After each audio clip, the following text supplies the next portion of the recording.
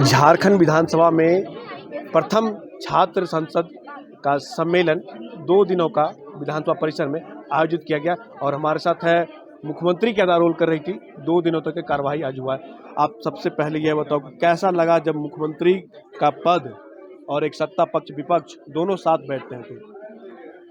Sir यहाँ पर मैं क्या आप सभी यहाँ पर एक लोकतंत्र की खूबसूरती को देख सकते हैं। कैसे सत्ता पक्ष और विपक्ष वाले देश के मुद्दे को लेकर अपने विचारों को रखते हैं और इसका उद्देश्य जो होता है वो सबसे बड़ी बात है कि हम दोनों का उद्देश्य, सत्ता पक्ष वाले और विपक्ष वाले दोनों का उद्देश्य लगभग एक सा होता है, वो होता है राष्ट्रहित। तो ये एक बहुत ही बड़ा प्रेरणा का स्रोत है जो सिर्फ अभी नहीं, आने वाले समय में हम युवाओं को, जब हम अपने आगे के भविष्य को निर्धारित करेंगे तो ये हमें बहुत ही मदद करने वाली है।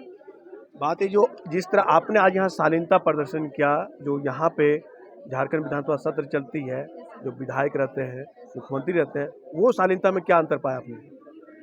सर मैं एक चीज़ तो बहुत अच्छे से समझ पाई यहाँ पे आने के पश्चात कि जो हमारे देश के नेता होते हैं वो कोई मत, उनका जो वो कोई मत के बेस पे आते जरूर है यहाँ पर चुनाव जीतकर, लेकिन वो जनता का एक विश्वास होते हैं और उनका जो अल्टीमेट जो उद्देश्य होता है वो जनता के कल्याण का ही होता है। मैं यहाँ आकर ये समझ सकती हूँ कि हमारे देश के जितने भी नेतागण हैं अपने कर्तव्यों को लेकर बहुत ही जागरूक है। वो चाहते हैं कि देश आगे बढ़े और उसमें उनकी पूरी भूमिका मिलती है। मैंने 2 दिनों में समझ पाई कि एक विधेयक को पारित करने के लिए हम उसके हर एक पहलू को पढ़ते हैं।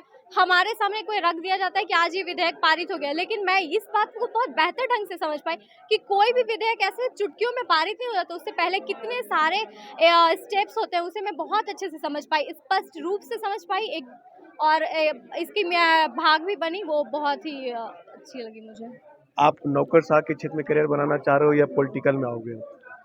सर मैं झूठ नहीं बोलना चाहती, मैं सिविल सर्वेंट बनना चाहती हूँ सर। क्या लगा आज की जो चल रहा था, सत्र चल रहा था, 2 दिनों का हुआ है, अब विपक्ष के द्वारा सहयोग मिलना जिस तरह आज यहाँ पे मिला, क्या जब सत्र चलती है, जब सब लोग रहते हैं, विधायक रहते हैं, मुख्यमंत्री रहते हैं, मंत्री रहते हैं, वो सहयोग नहीं मिल पाता है जब विधानसभा चलती है, तो अभी में क्या कोई सीख या कोई नसीहत देना चाहेंगे?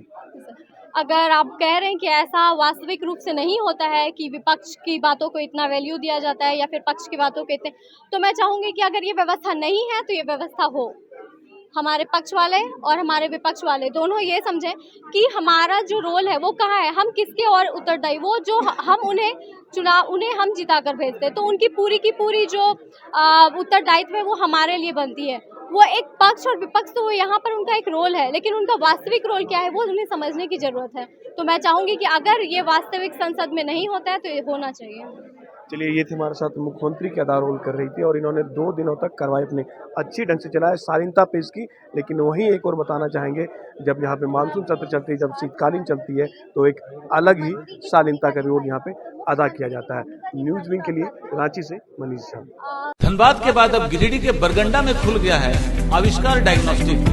यहाँ digital mammography, CT scan, ultrasound, x-ray DR, uroflowmetry, pathology, ECG, TMT, EEG, PFT, NCB आदि की जांच की सुविधा उपलब्ध है। यहाँ योग्य एवं अनुभवी टेक्नीशियंस के द्वारा सभी प्रकार की जांच की जाती है। आपातकालीन सेवा सीटी स्कैन 64 स्लाइस की सुविधा रात में भी उपलब्ध है।